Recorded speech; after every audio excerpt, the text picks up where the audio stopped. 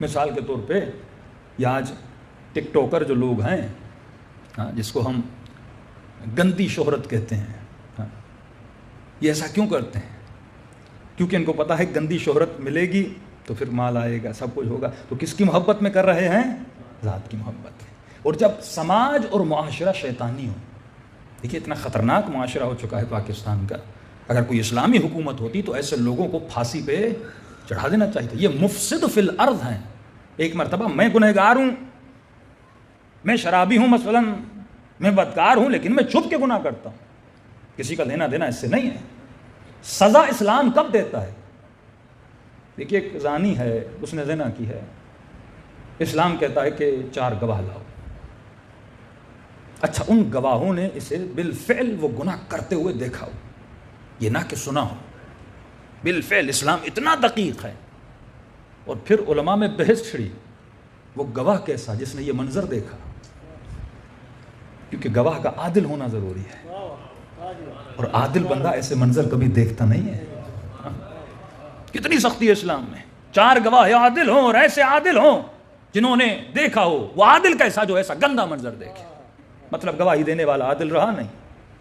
تو اس کا مطلب اگر کوئی گھر میں فعل کرے، 4 بندے بھی دیکھیں، تو یہاں پر بھی چھوٹ اسلام میں ہے، کیونکہ ان گواہوں کی عدالت آپ کو نظر نہیں آتی. مطلب اسلام سزا کب دینا چاہتا ہے؟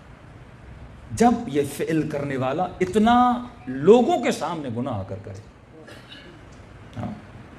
کیونکہ جب معاشرے میں آ کے، جیسے قوم لوط گناہ کرتی تھی، تو معاشرے میں علی الاعلان اب یہ باعث بن رہا ہے فساد کا.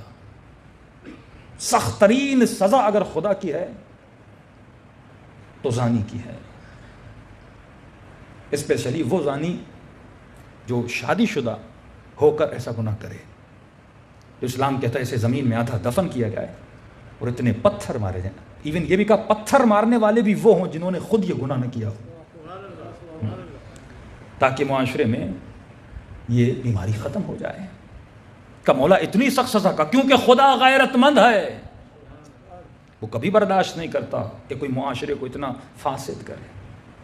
اور فقہ اور شریعت کی کمی کی وجہ سے، انفارمیشن نہ ہونے کی وجہ سے مجھے کئی فون کالز آئے کہ لوگوں کو پتہ ہی نہیں کہ مولانا ایک شادی شدہ عورت کے ساتھ تعلق بنا، اس خاتون نے طلاق لے لی ہے، اب کیا میں اس سے شادی کر سکتا ہوں؟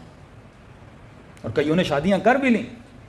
دوسری فقہ میں شادی ہو سکتی ہے، لیکن فقہ اہل بیت میں اگر کسی شخص کا کسی شادی شدہ عورت کے ساتھ الیاذ باللہ اگر کوئی تعلق تھا اور بعد میں تاکہ طلاق لے بھی لے، فرماتے یہ حرام ابد ہے.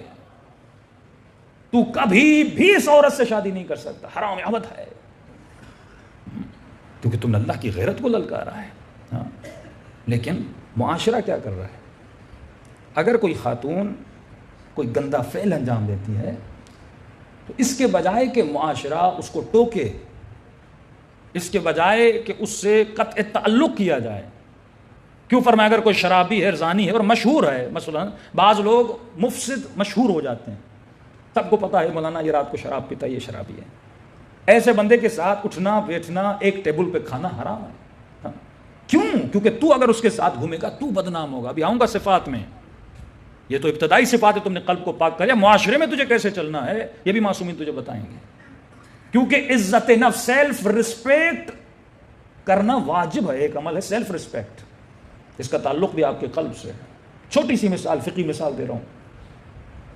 آپ کہیں پر گئے، سفر میں ہیں، پانی آپ کو نہیں مل رہا، وضو کرنا ہے آپ کو اور نماز پڑھنی ہے. ادھر ادھر دیکھا کہیں پر پانی نہیں، لیکن ایک بندہ ہے جس کے پاس پانی ہے. فقہ کہتی ہے اگر اس شخص سے آپ پانی لیں اور پانی لینے کے بعد وہ بار بار احسان جتلائے کہ میں نے تجھے پانی دیا تھا، میں نے تجھے پانی دیا تھا، اور جس کے بار بار احسان جتلانے سے تیری سیلف رسپیکٹ ہرٹ ہو، تو تجھے اجازت نہیں ہے اس سے پانی مانگ کے وضو کرو. تم مٹی سے تیمم کر لو، لیکن اپنی عزت نفس کو تباہ نہ کرو. اتنی اہمیت ہے انسان کی سیلف رسپیکٹ کی، لیکن یہاں پر عزت نفس پامال کی جاتی ہے. لیکن پھر کیا ہوتا ہے، وہ خاتون یا وہ مرد اگر گندا کام کرتا ہے، میڈیا اسے رسپیکٹ دیتا ہے. گندا کام کرنے والی کو یا کرنے والے کو کیا دیتا ہے؟ رسپیکٹ. اس سے شوز میں بلایا جاتا ہے، ٹاک شوز میں بلایا جاتا ہے، مارننگ شوز میں بلایا جاتا ہے، ایز اے سیلیبریٹی بلایا جاتا ہے. اور اپریشیٹ کیا جاتا ہے، اس کے نتیجے میں اسے مال دیا جاتا ہے، دولت دی جاتی ہے، وقفے دیے جاتے ہیں، ڈرامے دیے جاتے ہیں، تاکہ یہ گندگی بری چیز نہ مانی جائے، اسے بھی اچھا مانا جائے. کیوں؟ کیونکہ ہدف زندگی اخلاق نہیں ہے. ہدف زندگی جب مال بن جائے، معاش بن جائے، کہ کچھ بھی کرو پیسہ کماؤ، کچھ بھی کرو مال کماؤ. اہل بیت فرماتے ہیں کچھ بھی نہیں، مال کماؤ، ہم تجھے منع نہیں کرتے، لیکن عزت کے راستے سے، ذلتوں کے راستے سے مال نہ کمانا، چوری سے مال نہ کمانا، ہیرون کے ذریعے سے مال نہ کمانا، شراب کو بیچ کر مال نہ کمانا، کیونکہ تو مسلم ہے، اور اگر تو خود اپنی عزت نہیں کرے گا تو قیامت میں خدا بھی تیری عزت نہیں کرے گا. ہر وہ فعل جس سے تمہاری سیلف تباہ ہو برباد ہو جائے، قطعاً اجازت نہیں ہے کسی ایسے بندے کے پاس کام کرو جو ڈیلی تمہیں بے عزت کرے، جو ڈیلی تمہاری سیلف رسپیکٹ کو ہرٹ کرے. بچے دیکھ رہے ہیں، بیوی دیکھ رہی ہے، لیکن کہو میں 2 روٹی کے لیے 2 ٹکڑوں کے لیے جا رہا ہوں. نہیں، پہلے عزت نفس بچانا واجب ہے، اس کے بعد دوسری چیزیں آتی ہیں. لیکن معاشرہ ایسا کیوں بن رہا ہے؟ تاکہ اس معاشرے میں برائی نہ رہے. یہ آخری زمانہ ہے، برائی کو اچھائی بنا دو اور اچھائی کو برائی بنا دو. مثال کے طور پہ ایک جوان، اگر دیکھیے بہت سوشل معاملات ہیں، ایک دیندار جوان یونیورسٹی میں جائے، مثلا داڑھی رکھی ہوئی ہے، لباس اچھا پہنا ہوا اسلامی لباس، یا ایک خاتون حجاب کے ساتھ یونیورسٹی میں جائے، تو جتنے بھی وہاں پر بد حجاب یا غیر دینی لوگ ہیں وہ اس دیندار آدمی کو ایک بری نگاہ سے دیکھتے ہیں، کہتے ہیں یہ ابھی تک اس کی سوچ پرانی ہے، اولڈ مائنڈڈ ہے، بیکورڈ ہے. تو یہ جوان جب اس معاشرے میں جاتا ہے تو یہ فیل کرتا ہے کہ میرے اندر کوئی کمی ہے، کیوں مجھے ایسے دیکھا جا رہا ہے. اس کو کہتے ہیں سوشل شوق لگتا ہے اس کو. یہ آمدن معاشرے کو ایسا کریٹ کیا جاتا ہے تاکہ دیندار آدمی اس معاشرے میں گھوم نہ سکے.